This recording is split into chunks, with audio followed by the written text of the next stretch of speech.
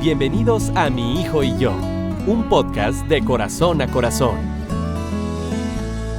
Hola, buenos días, ¿cómo estamos? Pues el día de hoy trabajando con un podcast más de Mi Hijo y Yo, un podcast de corazón a corazón. El día de hoy vamos a trabajar nuestro episodio 10 de la primera temporada y le vamos a denominar a este podcast Reconociendo a mis hijos, tengo una hija autista. Este podcast va a ser muy importante que concienticemos muchísimo a nosotros y a todo lo que es nuestro entorno. Los invitamos a que nos sigan en las redes sociales. Estamos en Facebook, estamos en Instagram, lo pasamos por YouTube y aparte nos pueden escuchar por Spotify. En este mes, pues vamos a abarcar temas relacionados con la mamá. En esta parte, pues empezamos con un tema muy interesante que es parte de lo que es un desarrollo de nuestros hijos y el conocimiento de ellos. Lo vamos a denominar el día de hoy, Conociendo a mis hijos, mi niña tiene autismo. Entonces, comenzamos nuestro episodio. Claudia, muchísimas gracias por estar aquí con nosotros. Es un honor tenerte en esta ocasión. Y pues bueno, vamos a comenzar nuestra charla. Vamos a primero dar tu semblanza para que pues ya comencemos. ¿Sale? Claro, gracias.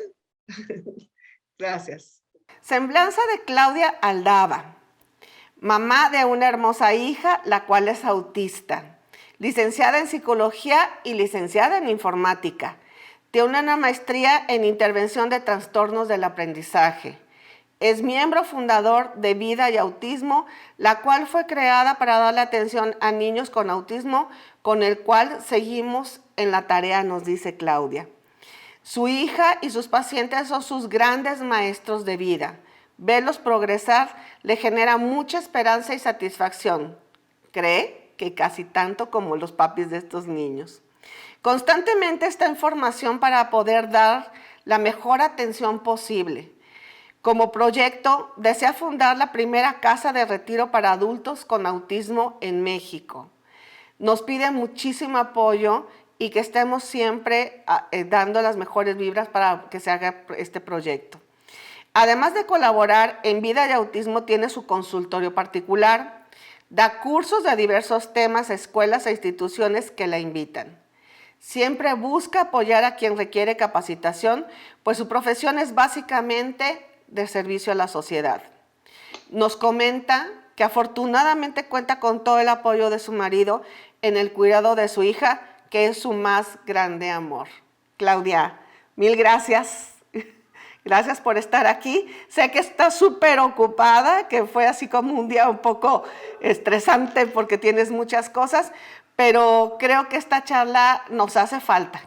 Platicas tú mucho, hablas con mucha gente y capacitas a mucha gente, ¿verdad? Pero bueno, en este proyecto en el que estamos es como concientizarnos un poco más de lo que es esta situación, de lo que es el autismo. En esta ocasión, pues vamos a trabajar el tema, pero pues bueno, como mamá, ¿verdad? Yo creo que hay mucho que nos tienes que platicar en este recorrido que has hecho. Por ahí, pues te mandé unas preguntitas que podemos tomarlas y otras que a lo mejor nos vamos a desviar para que tú nos vayas encauzando en esta parte. Pues bienvenida, Claudia. Gracias, Cecilia. Yo encantada de compartir mi experiencia y de que en la esperanza de que alguien le pueda servir, de que alguien se pueda acercar a recibir pues la atención que requiere. Y gracias por invitarme. Qué bueno que podemos coincidir en este tipo de proyectos. Claro, claro, que hemos coincidido en otros, ¿verdad? Pero bueno, ahorita estamos aquí en el podcast, mi hijo y yo. Entonces, bueno, pues vamos a comenzar. Claudia, ¿qué ha significado para ti ser mamá? Mira, ha significado un enorme reto. Ha pasado de ser lo que supongo que todas las madres sentimos, mucha ilusión y muchas expectativas, y ha pasado luego a aterrizar en una realidad totalmente diferente, con sus propios retos, con sus propias situaciones adversas que hemos tenido que aprender, mi marido y yo, a sortear, a solucionar de la mejor manera. Y ha sido un enorme reto, pero ser mamá de una persona con autismo básicamente ha sido un enorme aprendizaje. Siempre ha sido aprendizaje. En muchas áreas de mi vida he tenido que aprender cosas para poder ajustarme mejor a la realidad familiar. Claro, y yo creo que eso es lo padre, ¿no? Que te sumaste a la labor y que al final, híjole, has desparramado este aprendizaje con mucha gente, ¿no? Como es sumar, ¿no? Que la gente entienda más este proceso. ¿Qué te ha motivado a hacer y hacer el ser mamá? El ser mamá y en este caso ser mamá de una chiquita que tiene autismo. Bueno, me ha motivado a ser una persona mucho más paciente, mucho más empática. Me ha motivado a desarrollar también muchas habilidades personales que yo era antes así muy, bueno, sigo siendo personalidad tipo A, eso nunca se te quita, soy activa, me muevo de un lado a otro, voy aquí, allá, organizo cosas, pero me ha servido para centrarme, concentrarme en lo que es importante, aprender a jerarquizar y priorizar lo que debo hacer y adquirir muchas herramientas personales. Por ejemplo, tuve que buscar mis caminos para encontrar un equilibrio entre las muchas demandas y exigencias que había en casa y mi propio bienestar personal. Entonces había que aprender técnicas de relajación y tomar cursos de desarrollo personal. Bueno, pues hice la carrera de psicología, obviamente, también como una forma de dar un mejor servicio en vida y autismo, pero también aprendí muchas cosas técnicas que me sirvieron para ayudar a pacientes que no solamente tienen autismo. Entonces ha sido buscar constantemente un equilibrio en mi vida personal, Ujú. eh, mi vida como mamá, mi vida como esposa, mi vida como amiga, mi vida como profesional. Ha sido toda esta construcción de habilidades y cómo empatarlas para que las cosas funcionen de la mejor manera posible. Y también he aprendido, como te decía, a no solo gestionar mejor mis emociones, sino gestionarlas, ayudar a los papás a gestionar sus emociones y las de mi hija también, por supuesto, ayudarla y ser más empática, más comprensiva, una guía mejor formada para ella y ha significado mucho crecimiento en muchas áreas personales, en el área evidentemente cognitiva, pero mucho crecimiento emocional y también espiritual. Qué importante, ¿no? O sea, que a lo mejor nunca pensaste que se tienen que conjugar tantas cosas, ¿no? Uno se emociona y se ilusiona en el momento que te dicen vas a ser madre, pero el tuyo ha sido un recorrido en todos los ámbitos, ¿no? Porque esta parte en donde hasta profesionalmente hay que estudiar más, hay que saber más, hay que conocer más, ¿verdad? Esto yo creo que ha sido un crecimiento fuerte. Claudia, ¿esto cuánto tiene? ¿Cuánto tiempo tiene que tú te estás, pues, motivando, desarrollando, creciendo? Antes no se hablaba mucho de este tema, ¿verdad? No se conocía mucho del tema.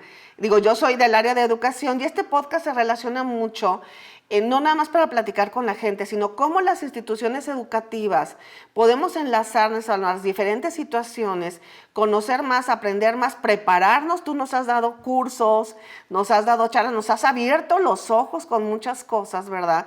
Y el poder desarrollar esa habilidad que también necesitamos de empatía, ¿no? Entonces, ¿cuánto tiene este recorrido que tú estás desarrollando, que has hecho? Mira, yo básicamente mi hija ya es una adulta, Ok, de manera que cuando recibió el diagnóstico tenía casi 3 años ok. y ahí empezamos todo el recorrido, médicos, evaluaciones psicólogos infantiles, luego buscar la terapia adecuada, de manera que yo empecé a formarme en aprender las técnicas especializadas en manejo de autismo cuando ella tenía más o menos unos 4 años y medio. Ujú. Entonces, pues ya tenemos por ahí casi cerca de 16 años en el recorrido. Luego me di cuenta de que aprenderlas yo, pues me servía a mí, pero no le servía a nadie más. Y yo no podía ayudar a nadie más porque no tenía un título en psicología. De manera que luego pues hice la carrera y pues monté el consultorio después de algunos años y el trabajo de formar vida y autismo la conformamos ya legalmente. Si mal no recuerdo, este año se van a cumplir 13 años. Ok. Y yo empecé el trabajo junto con otras familias de reunir papás y hacer los trámites legales y planear qué queríamos, buscar un local y todo esto un año antes.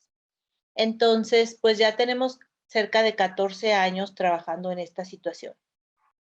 Oye, ¿y el ambiente, tanto cultural, educativo, médico, cómo andaba en ese momento? Cuando ustedes ya comenzaron a formalizar esto, cuando comenzaron a abrir puertas, porque yo creo que no ha sido nada fácil, ¿verdad?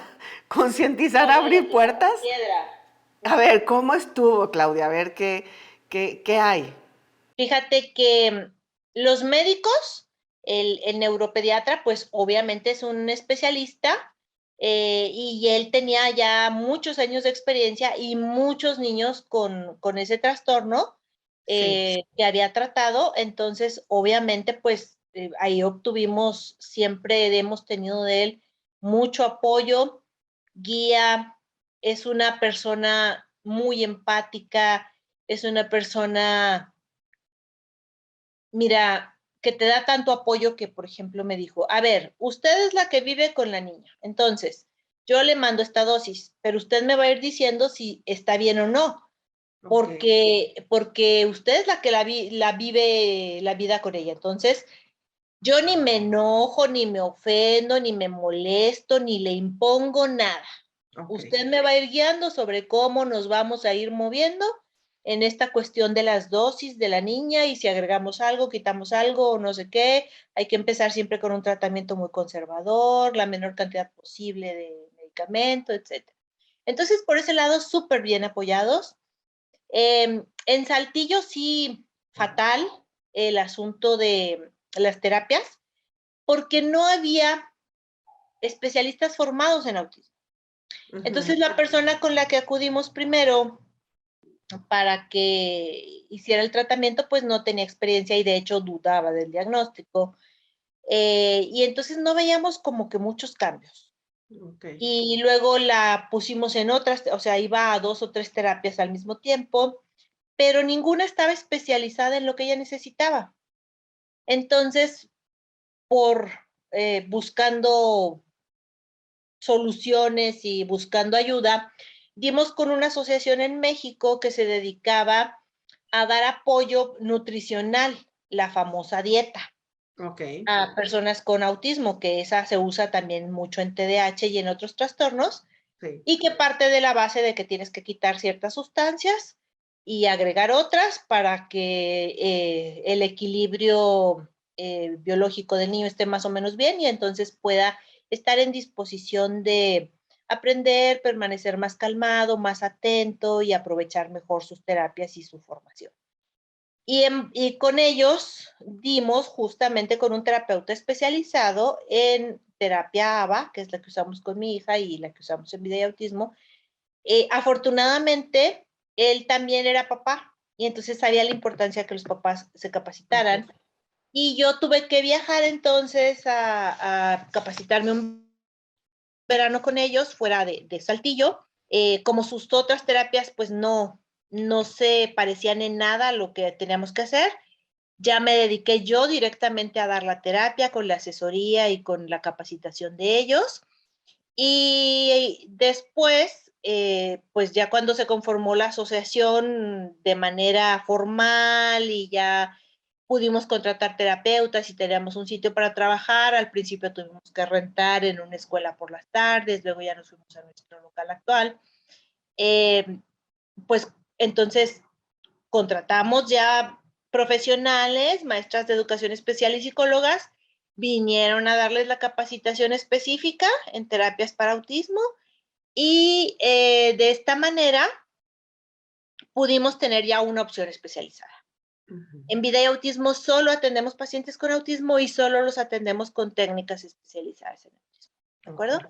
Entonces, aquí sí fue muy difícil. Yo tuve que probar como 6 instituciones educativas distintas hasta poder dar con el colegio en el que sí me aceptaron a mi hija, sí me dieron la oportunidad de llevar una maestra sombra bien capacitada con las técnicas que yo requería, me permitieron hacer las cosas como se deben hacer, me dieron todo el apoyo y terminó la secundaria ahí, ¿no? Pero, o sea, estamos hablando de que llegó en el 3er año de primaria. Antes de eso yo probé otras 5 instituciones y la verdad, en algunas encontré mucha empatía y muchas ganas de apoyarme, pero no sabían qué hacer. Claro. Y no me permitían llevar maestra sombra. Entonces eso era súper complicado, porque era como que una pérdida de tiempo y perder tiempo en este tipo de situaciones en las que hay un trastorno del neurodesarrollo, pues es un crimen, porque es vital aprovechar hasta el último segundo de tiempo. Claro, claro. Y entonces ahí sí en el área escolar batallé bastante, pero en el último de los casos los chicos la aceptaron muy bien, la invitaban a sus fiestas de 15 años, ella los invitó a las de ella, o sea, tuvimos la suerte ya al final de encontrar un sitio donde era aceptada, donde se hacía lo que se tenía que hacer, donde nos permitían supervisiones, venía su terapeuta y supervisaba, dejaba instrucciones, tenía una maestra sombra bien capacitada. Entonces, sí le sufrimos, pero finalmente encontramos el lugar. Y no se hablaba de nada. De hecho, yo creo que yo fui una de las primeras personas en la ciudad en introducir el concepto de maestra sombra, porque mi hija la requería, entonces yo tuve que hablar con los colegios y tuve que, digamos, sensibilizarlos en ese sentido. Y después, pues el pediatra de mi hija, que ha sido un enorme apoyo también, gracias a él llegué con el neuropediatra y lo que sea que necesite, él Ahí siempre está. sabe con quién debo acudir, él está al pendiente, si hay alguna emergencia, él de inmediato atiende y sigue todo el caso, ¿no? Entonces, el contacto de él con nosotros ha sido así y pues se ha ido regando la información. Oye, ¿por qué no te contratas una maestra sombra? ¿Y por qué no capacitas? ¿Y por qué? Y ahora ya hay muchos colegios que nos piden maestra sombra. De hecho, yo tengo contacto con varios colegios, entre ellos uno con el que tú colaboras, y ellos saben que tenemos esta opción de capacitarlas, de mandar al niño cuando era presencial con maestra sombra, mucho más ahora que ya es en línea y que necesitas tener a alguien ahí pegado para que no se te levante, para que preste atención, para que haga las tareas. Y entonces, pues se ha ido, la labor de vida y autismo ha sido siempre una de ellas, la difusión y la educación, la psicoeducación de los padres, sí, claro, pero también la divulgación de la información. Entonces nosotros hemos apoyado mucho en esa área y hemos abierto camino y hemos hablado con los colegios y les hemos dado cursos de capacitación y también hemos preparado maestras sombras y es un concepto cada vez más extendido, aunque ya en la educación federal nos dicen, no, la educación debe ser inclusiva y la maestra sombra, la maestra de apoyo no debe estar ahí, incluso ya la USAER no entra directamente a trabajar con el niño, entra directamente a trabajar con el niño, ya no lo sacan del área para llevársela a la educación especial. Pues en autismo hay que ser realistas y hay casos que vamos a requerir sí a una maestra sombra apoyando todo el tiempo. Entonces, creo que hemos hecho esa labor poco a poco. Sí ha sido picar piedra, nos hemos dado muchos portazos porque no en todas las instituciones educativas nos permiten que les apoyemos. Muchos nos dicen que sí a todo y al final no acatan las sugerencias.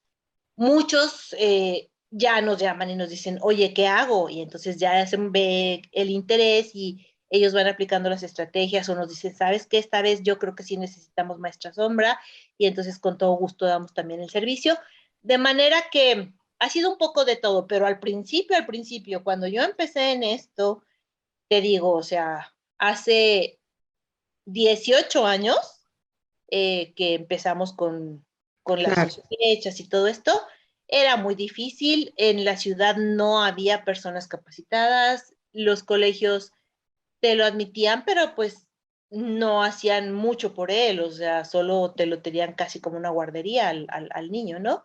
Y ahora no, ya es muy diferente, afortunadamente ya encontramos, no en todos, pero sí en muchos colegios, que son una buena opción y sobre todo algo que ha cambiado y que me parece súper importante recalcar es la actitud de las instituciones educativas, que Así ahora es. nos llaman y nos piden capacitación. Sí, y es esencial la capacitación, Claudia, porque no puede ser posible que nosotros querramos desde nuestra ignorancia, porque al final yo digo que somos ignorantes del tema, hacer algo, ¿no? O sea, realmente es algo muy especializado, es algo que tenemos que estar al día, porque igual a lo mejor podemos hablar, digo, a mí me ha pasado durante 12 años, ¿no? O sea, una situación al principio que con medio entendías, medio conocías, pero luego pues se van dando otros parámetros, otras técnicas, u otra fórmula de trabajar. O con esto con pandemia, ¿no? Ahora, ¿qué vamos a hacer en esta fórmula? ¿No? Entonces yo creo que ese recorrido pues ha sido muy fuerte en la persona de ustedes como institución, en tu persona como mamá, como familia, pero y que también nos han abierto mucho los ojos a los colegios, ¿no?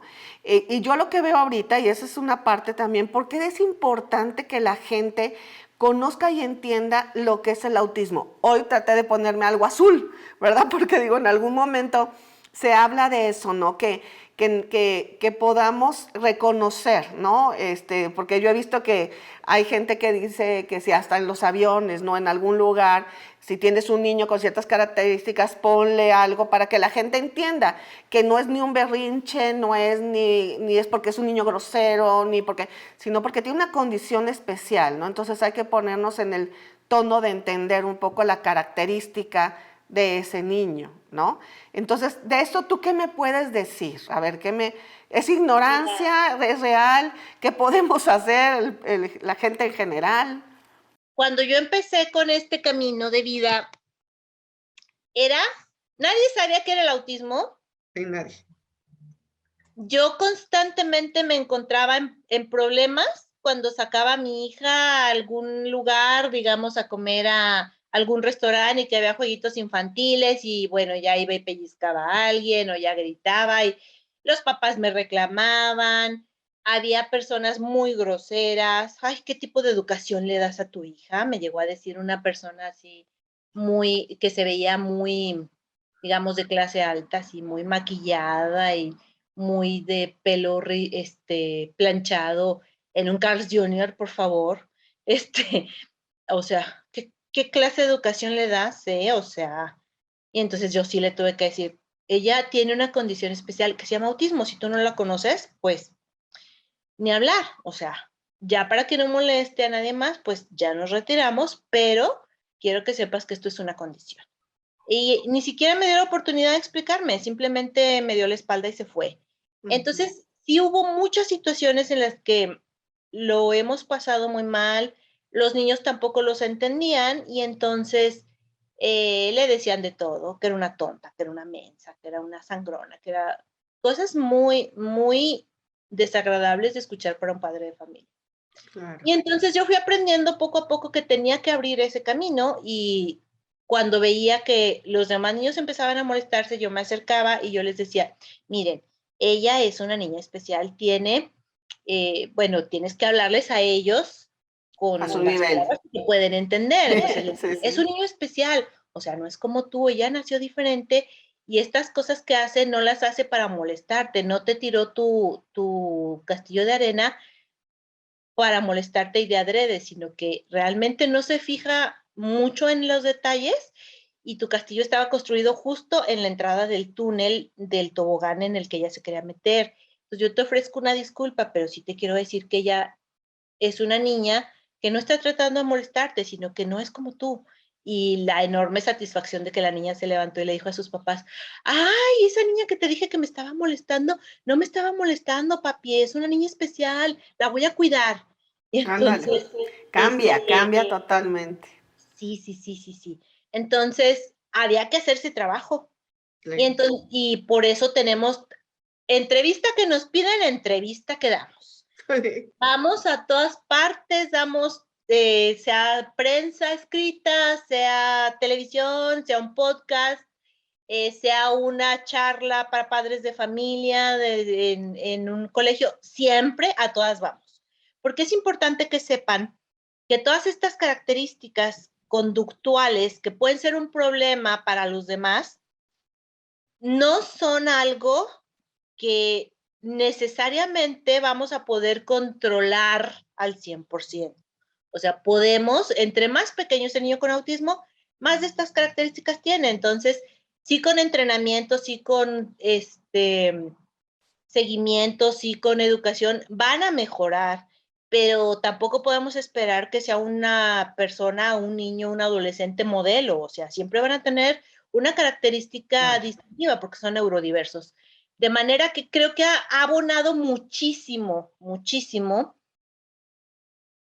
todo el tema de inclusión que se ha desarrollado a partir de CEP y también luego viene a darle un empuje y se hizo mucho más visible el trastorno a partir de que se funda Autismo Teletón, porque entonces Autismo Teletón te presenta en el Teletón las historias de los niños, ves sus comportamientos, ves la manera en que se les atiende de forma especializada. Y es importantísimo, importantísimo que las personas entiendan que son niños neurodiversos, que no están haciendo las cosas con el afán de molestarte, con el afán de agredirte, con el afán ni tampoco porque son chiflados. Aquí en esta parte del país le dicen chiflados. Bueno, no, no son chiflados. Lo que pasa es que tienen condiciones neurobiológicas que los hacen comportarse de cierta o y manera, son menos tolerantes a la frustración, tienen a veces muchas dificultades para comunicarse de manera efectiva y eso los hace sentirse muy frustrados. Y entonces podemos ver situaciones de berrinches y situaciones que se salen de la norma esperada, pero son condiciones constitucionales de la persona. Entonces es importante que los demás lo vean, lo entiendan. Nosotros tenemos trípticos y los repartimos como información cuando hacemos las los días 2 de abril es el Día Mundial de la Concienciación sobre el Autismo, entonces repartimos normalmente trípticos, le decimos a la sociedad, te digo, damos entrevistas. Es fundamental que los demás, que la sociedad entienda, no solo el autismo, ¿sabes? O sea, Claro. todos tenemos algún tipo de discapacidad transitoria, permanente. Hay quien no es nada bueno para la aritmética. Ujú. Y esa es una diferencia. Y entonces hay quien no se le da la repostería. Y es una diferencia.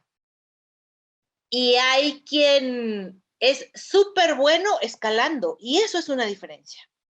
Y entonces hay que hacernos una sociedad más plural, que celebre la diferencia y que la acepte. Y Ujú. por lo tanto, socializar a través de este tipo de actividades como la que estamos teniendo hoy, el trastorno, hace que la gente sea mucho más comprensiva y que los niños también los acepten de una manera mucho mejor. Claro, yo creo que esto, pues yo también ha sido la apertura de los papás, ¿no?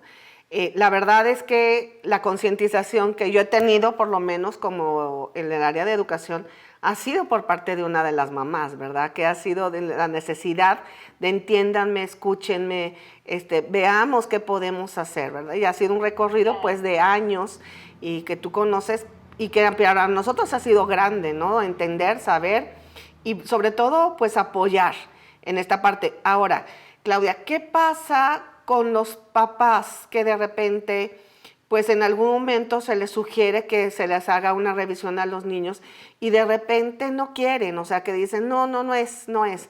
Esto es común, esto pasa con los papás en el inicio. ¿Qué sucede? Súper común. Es súper común, o sea, mira, yo misma pasé por esto, o sea, cuando veía cosas raras que no me checaban, era mi primera hija, es mi única hija y yo era mamá primeriza. Y además súmale que yo soy de otra ciudad, entonces pues no tenía referencia de primas, de cuñada, de mamá que me dijeran, oye, esto parece que no va bien o algo, ¿no? Ujú. Eh, yo veía cosas extrañas y decía, pues es que es muy selectiva para comer, seguramente porque así es su papá, ¿no? O sea, su papá también, mi esposo, es muy, muy especial para comer, este, pero él no tiene ni asomo de autismo, él así porque así lo criaron, su abuela lo consintió todo lo que quiso y su mamá también, entonces él come X y Y porque le consintieron todo lo que él Y le quería. gusta. Ajá. Y entonces, pues no te come muchísimas cosas que son súper nutritivas, como los nopalitos y como la espinaquita y todo esto, pues yo decía, ay, seguro es por eso. Y luego los berrinches. No, pues es que te salió con carácter así, o sea, es de carácter fuerte. Yo, bueno, pues su papá tiene carácter fuerte, yo también, pues sí, puede ser la familia, o sea, sí, una cuestión genética. Y empiezas como que a darle explicaciones de que, Justificaciones, bueno, sí, justificaciones a la situación. sí, tiendes a justificar justamente. Y luego todo el mundo te empieza a decir, ay, hay niños que hablan hasta los 3 años, no te preocupes. Ay, no ha gateado, pero no todos gatean. Ay, bueno, pues el mío caminó hasta el 1 año y medio y así. Cuestiones de esta índole. Hasta que llega un punto en el que no puedes ya más soslayar y ya no puedes ignorar esto. Oye, tiene 2 años y no dice palabras. O empezó a hablar y dejó de hacerlo. Eso no es normal. ¿O por qué tiene tan baja tolerancia a la frustración? O sea, yo no veo ningún otro niño de 2 años que se muerda, por ejemplo, cuando algo no le gusta. Ujú. Eh, y llega el momento en el que dices, pues tengo que evaluar, ¿no? Y ya te contactas con el pediatra y si tienes la suerte de tener un buen pediatra, te va a mandar a hacer una evaluación. Pero mira, cuando todo esto pasaba con mi hija, la verdad es que yo no contaba con un pediatra que me dijera esto, me decía, ay, dele tiempo, no, está Sí, creciendo sí, súper sí. bien, está pesando súper bien, no te preocupes, hay unos niños que son más lentitos para hablar que otros y eso. Hasta que cambié de pediatra con el que tengo actualmente, ya tenemos 18 años con él, entonces, él me dijo, a ver, no, esto es un trastorno pervasivo del neurodesarrollo y necesito que lo evalúen y entonces estos son los pasos a seguir. Hasta entonces, ¿ves? Y yo he visto que los papás así son. O sea, mira, me acabo de topar hoy, 2022, con un hermanito de un paciente mío que ya superó los 2 años y no habla nada. Y pues el hermanito tiene un diagnóstico doble, o sea, Sí, no sí, sí. solo tiene autismo, tiene otra condición también. Y le acabo de decir, evaluamos, por favor, y me dijeron, no, le quiero dar chance, va lento, pero ya veo. No, ir lento a los 2 años y medio y que pronuncie 4 palabras no es ir lento, hay una desviación del desarrollo. Pero obviamente como papá no tienes esta formación para detectarla. Claro. Y no, le quiero dar chance, me voy a esperar 6 meses más. Y yo pensando, son 6 meses perdidos de terapia. Pero tienes que respetar también eso, no puedes forzar a nadie, ¿no? Y los papás, sobre todo, yo me he topado unos que viven, que sí notan que hay alguna situación diferente y que están aterrorizados con la idea de que les des un diagnóstico que temen. Entonces, no saben qué es. Algunos sospechan porque se metieron a googlear los síntomas y ya se dieron cuenta. Entonces, están aterrados de que lleguen contigo como profesional y les hagas una batería de pruebas y les digas, tiene X o Y situación. y no lo quieren, no quieren pasar por esto. De manera que es súper común que los papás, sea por miedo, sea porque están justificando, sea porque de verdad dicen, ay, no, sí, mi primo habló hasta los 3 años, no hay problema, y creen que van por la ruta normal, por todas estas circunstancias, pero sí me he topado a lo largo de los años con que hay muchísima eh, dilación en el diagnóstico porque los papás no los llevan oportunamente. Sí, sí, es parte, ¿verdad? Pero pues bueno, tiene su tiempo. Yo he entendido esa fase, ¿no? Es abrir los ojos, o sea, ustedes como terapistas, nosotros como instituciones educativas, de alguna manera es pues dar un señalamiento, darles un comentario y pues que ya cada quien tome sus decisiones, pero al final pues se van a encontrar con alguna situación, ¿verdad? Ojalá y que no fuera, pero si es, pues atenderla lo antes posible. Y bueno, esto se puede prolongar muchísimo, ¿verdad? Porque la charla da para más, porque también, por ejemplo, me cuestiona mucho lo de la maestra sombra, que a veces se sugiere, ¿no? Las instituciones sugerimos eso de el niño necesita traer maestro sombra y que también los papás de repente no quieren llevar la maestra sombra, ¿verdad? Como que no, es difícil, es caro, mejor que se integre así como está la institución, pero pues ustedes saben y nosotros también que es difícil, ¿no? Cuando un niño tiene ciertas características, que lo podamos atender en especial, porque son niños que necesitan atención especial, ¿verdad? Y es, aunque se integren, pero no es lo mismo, no es lo mismo que alguien esté pendiente de ellos, porque son otras múltiples necesidades que tienen, ¿verdad? Sí, yo creo que la maestra sombra depende básicamente del nivel de funcionamiento del niño.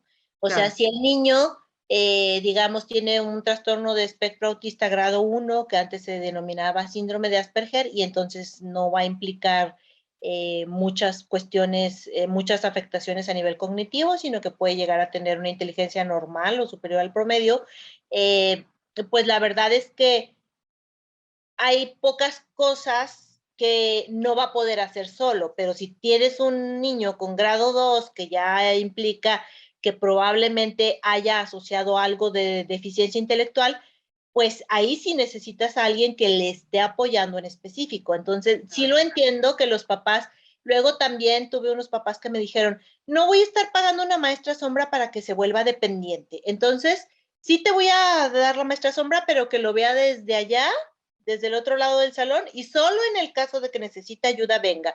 Y bueno, es que ese no es el caso, es que se trata de que esté dando el apoyo oportunamente, ¿no? Pero no puedes imponer nada, o sea, tienes que trabajar dando las sugerencias que son pertinentes y respetando también las decisiones de la familia, porque finalmente ellos son los responsables del niño.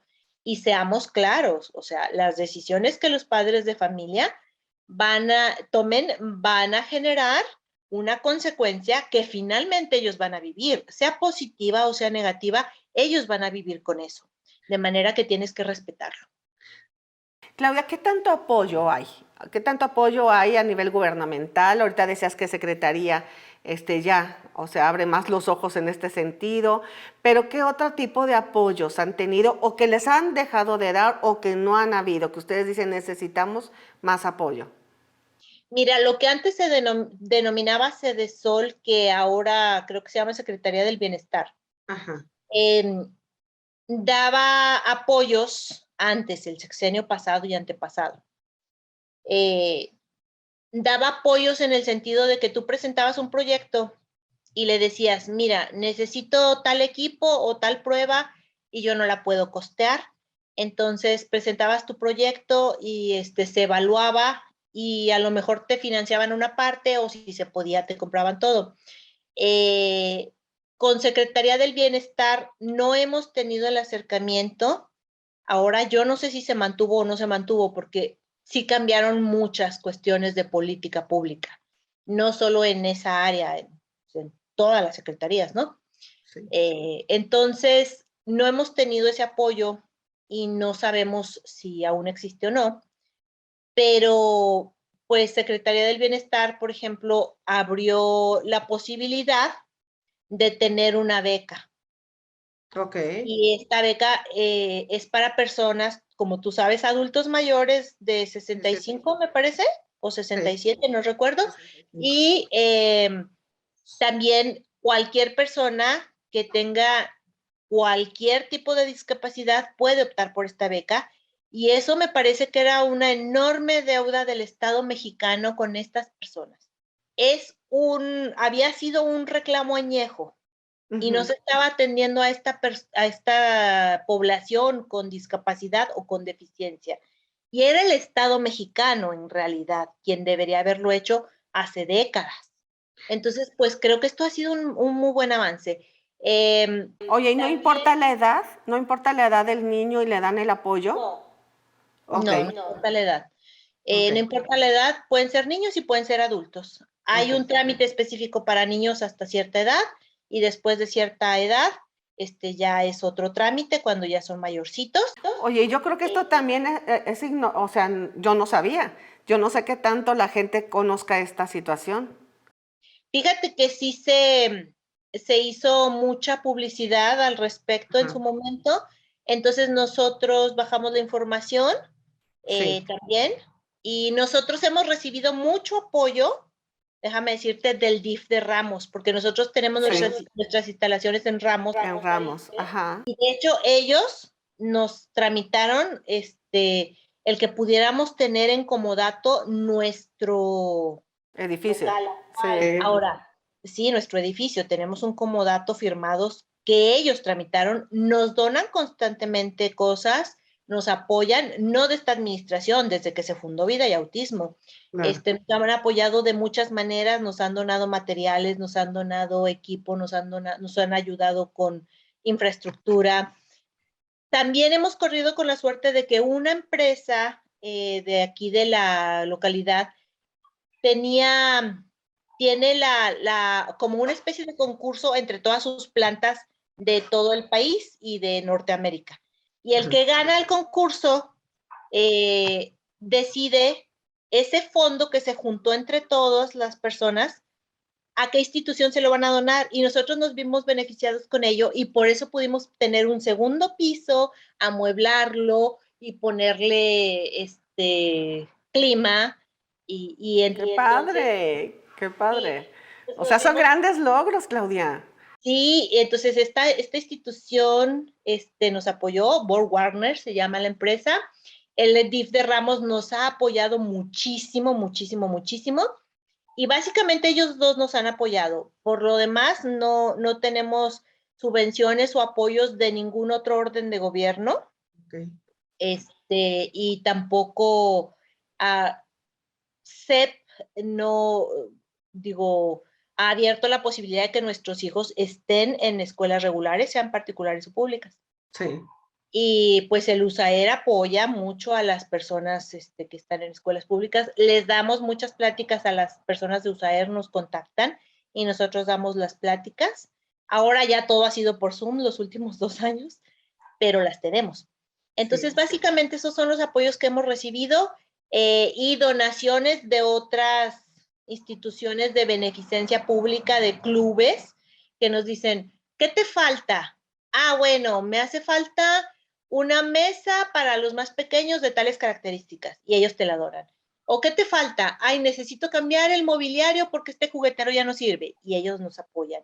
Pero ha sido básicamente sociedad civil y Qué padre. Y los contactos. Y yo he ido a varios eventos de ustedes, ¿verdad? Que es impresionante verlas, cómo se despliegan. Este, digamos, esa es nuestra labor. Nosotros tenemos sí, cada 2 años una muestra gastronómica sí, fabulosa, fabulosa. fabulosa. Entonces, la sociedad, Con desfile de modas y toda la cosa. claro, o sea, la sociedad civil, como te digo, a Sí, nosotros básicamente nos apoya la sociedad civil y el DIF de Ramos Arizpe. así es. Oye, Claudia, y este nuevo proyecto que traes, la casa de retiro, me llamó mucho la atención a la hora que me mandaste tu semblanza. Dije, wow, o sea, qué impresión, ¿no? Estás viendo a un futuro que está bien Claro. fuerte, ¿no? Que tú ya estás visualizando otra necesidad, no nada más es identificar, conocer, sensibilizar, sino ya estás viendo, oye, ¿qué va a pasar con todos estos niños o con la gente que en un futuro, ¿dónde van a estar? ¿No? Porque yo siempre he pensado que una mamá de un niño que tiene unas ciertas características piensa mucho en el futuro del niño, ¿verdad? O sea, ¿qué va a pasar con él? No sé, ¿de dónde surge esto? ¿Cómo surge esta iniciativa que traes? Y también hay que decir que de qué manera se va a poder apoyar o cómo vamos a hacerle la sociedad civil.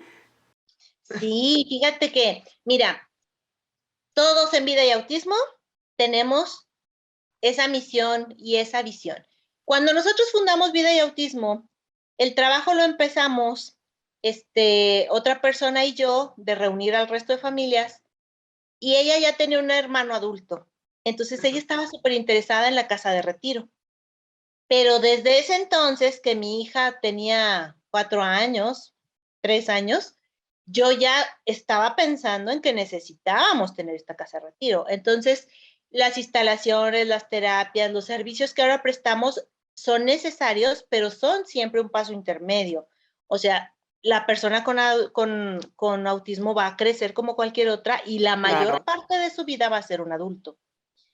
Y algunos tienen mejores herramientas que otros para desenvolverse, ¿no? Ujú. Y algunos no tienen hermanos y entonces, pues cuando los padres fallezcan, ¿quién se va a hacer cargo de estas personas? Entonces, siempre ha sido un proyecto tener la casa de retiro. Pero, o sea, nos fundamos hace, te digo, este año van a ser 13 y ya veíamos que nos iba a tomar como unos 30 años. O sea, porque pues tenemos que conseguir que el gobierno nos done el terreno. ¿Estás de acuerdo que una casa de retiro, las casas de retiro que tenemos nosotros como referencia, que de hecho incluso esta persona fue a España y conoció la que está en Madrid, y todas son en el extranjero, hay varias en España, hay muchas en Estados Unidos, hay muchas en Canadá, pero no en México. Entonces, necesitamos un espacio bastante amplio. O sea, necesitamos hectáreas, porque pues hay que tener, digamos, algo donde se ocupen como un huerto, por ejemplo, nos encanta el proyecto del huerto o del vivero, y pues necesitamos espacio, y necesitamos espacio para la alberca techada, para que la puedan usar todos los años, y necesitamos espacio para tener los condominios, ¿no? O sea, propiamente los departamentos, y las áreas comunes, los comedores, la lavandería, los talleres, los espacios para los talleres. Y una persona aquí en México, hace como unos 12, 13 años, la conocí en León, tiene su asociación, y ella no tenía un espacio muy grande, pero ya estaba construyendo 6 departamentos. Ajá. Precisamente para este fin. Pero no es propiamente una casa de retiro, porque las casas de retiro tienen espacios abiertos muy grandes, puedes practicar deportes fuera, puedes hacer trabajo en huerto, puedes sembrar los geranios, en fin, tiene que haber un espacio importante. Oye, y aparte también para que ellos obtengan sus recursos, ¿no? O sea, de Sí, claro, subsistencia y de ellos siembran desarrollo su y todo. huerto, Exacto. siembran su huerto en la casa que te digo en Barcelona, siembran su huerto y de Ajá. ahí se abastecen la cocina, pero Ok. también venden el excedente. Ajá. Y tienen frutales, tienen huertito, tienen árboles frutales y entonces se abastecen, pero también venden. Y Claro. en los talleres, pues tienen el taller de bordado y entonces se ponen a la venta las cosas. O sea, no es solo enseñarles a hacer algo productivo y ocupar su tiempo de manera adecuada, también genera recursos, ¿no? Y además, estas casas de retiro que te digo, pues ya tenemos el proyecto hecho, ya el arquitecto lo diseñó, pero necesitamos el espacio y además un patronato fuerte que nos ayude a trabajar para mantenerlo, Claro. porque necesitas personal de 3 turnos, necesitas médicos que estén ahí, residentes, por alguna situación que se presente, alguna emergencia, tiene que haber alguien que tenga que hacerlo, necesitamos enfermeros y enfermeras psiquiátricos, que son personal especializado, necesitamos los maestros de los talleres, necesitamos la gente que ayuda en la cocina, o sea, todo este tipo de situaciones y necesitas un patronato que te ayude a mantener el proyecto, o sea, que sea viable. Las que yo conozco tienen 15 patrocinadores y son empresas de clase mundial o muy importantes en sus localidades. Entonces, todo eso hay que construirlo. Y eso es un proyecto, sí, muy personal mío, pero que obviamente compartimos todos en Vida y Autismo. O sea, es un proyecto personal de todos. ¿Me explico? Así es. En conjunto, pues tenemos que se sumarían, ¿verdad? O sea, al final es una parte donde cada uno pues vería ahí un pedacito de su corazón, ¿no? O sea, metido para ver. Pues bueno, yo creo que habemos muchas instituciones también y muchas personas que en algún momento pues nos quisiéramos sumar, ¿verdad? Que ya sabes. Vayan haciendo su lista y lo van buscando. Que siempre, sí, que siempre estamos con esa fase de la labor social, que por ejemplo nosotros es muy, muy fuerte lo que hacemos como labor social, porque es conocimiento, ¿verdad? También de todos los otros elementos que están alrededor. Claudia, ya está llegando a término esta charla, ¿cómo ves? Bien rápido. Pero sí me gustaría ver 3 recomendaciones que nos quisieras dar con respecto al cómo abrir los ojos en esta parte del autismo o qué hacer en esta parte del reconocimiento de lo que es un niño autista, ¿no? O una persona autista. Yo hablo mucho de niños porque yo trabajo con niños, ¿verdad? Pero bueno, me ha tocado ver adultos y me ha tocado ver gente ya de edad avanzada con esta situación. Pero a ver, ábrenos los ojos. 3 recomendaciones. 3 cosas así, puntos mega fuertes, así de los que detectamos todas las mamás. A ver, no me mira a los ojos y no me presta atención. Lo estoy vistiendo y está en otra parte. Parece como que es sordo, le hablo por su nombre y le hablo por su nombre y le hablo por su nombre y no voltea. O sea, la atención no está ahí, tanto, digamos, la visual cuando estoy hablando con él, tampoco me atiende en la atención auditiva cuando hablo por su nombre y tampoco tiene atención conjunta, o sea, trato de jugar con él y mire, ve el carrito y el niño mirando para otra parte y no se involucra. Okay. Luego, con 2 años no habla, evaluación. No necesariamente tiene que ser autismo. Claro. Pero puede haber algún otro trastorno. Entonces, es evidente. Y tercero, muy importante, no muestra interés por otros niños y no se relaciona más que con las personas con las que convive normalmente, que son la mamá, el papá, la hermana. Ahora que estuvimos en pandemia, pues nada más era eso. Sí. Pero en la guardería las maestras me están reportando, oye, no se integra a los juegos, oye, no sigue las reglas, oye, no nos hace caso. Entonces, si tenemos afectación en la atención, si tenemos afectación en el lenguaje, en el desarrollo y también en la comprensión del lenguaje, si yo tengo aquí este vaso y le digo, pásame el vaso y el niño simplemente no obedece, puede ser que no comprenda tampoco qué es el vaso, ¿me entiendes? Okay. Entonces, o lo llevamos a que lo revise el otorrino o vemos si es una cuestión de comprensión del lenguaje, que no sería normal a esa edad, y te digo, la socialización, ahí... Básico. Sí, si no se... sí, es que tú le preguntas al papá, ¿y juega? Sí juega. ¿Cómo juega? No, le gusta jugar solito, entonces están todos jugando en la piñata y él se va con sus cosas. Y si tratan de agarrarle sus juguetes, es muy egoísta y entonces les dice no y los avienta. Pero sí juega. Entonces, no, realmente no hay un juego compartido. ¿Me explico? Claro. Claro, gracias, porque son tips básicos, ¿no? Y como sociedad, pues también, ¿no? El integrarnos, el poder entender, el poder conocer, ¿no? Antes de juzgar, yo creo que es esa parte, ¿no? Antes de juzgar a alguien, sí tendríamos que estar pendiente, ¿no? Del comportamiento y el porqué de ese comportamiento. Claudia, muchísimas gracias. Gracias por estar aquí, gracias por acceder, porque para mí es un honor tenerte aquí en el podcast. Y pues bueno, te invitamos a ti y los invitamos a todos a que nos sigan en las redes sociales. Acuérdense que estamos en YouTube, estamos en Instagram, estamos en Face y estamos en Spotify. Próximamente saldrá al aire, ya te lo pasaré para que tú lo veas y pues le des like si me haces favor y lo difundas, porque yo creo que esto es necesario, ¿verdad? Es necesario.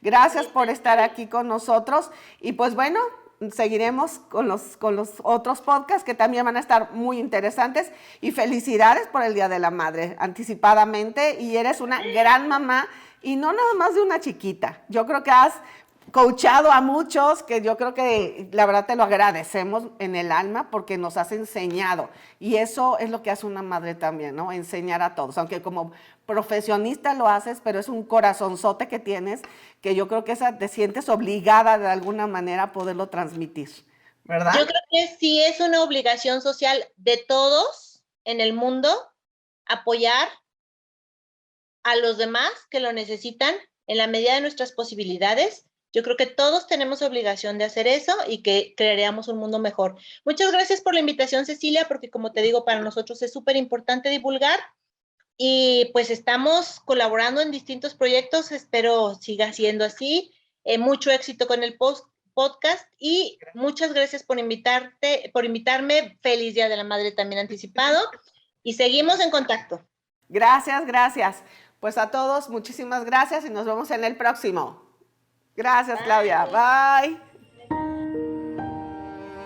Gracias por acompañarnos en Mi Hijo y Yo. Nos vemos en el siguiente episodio.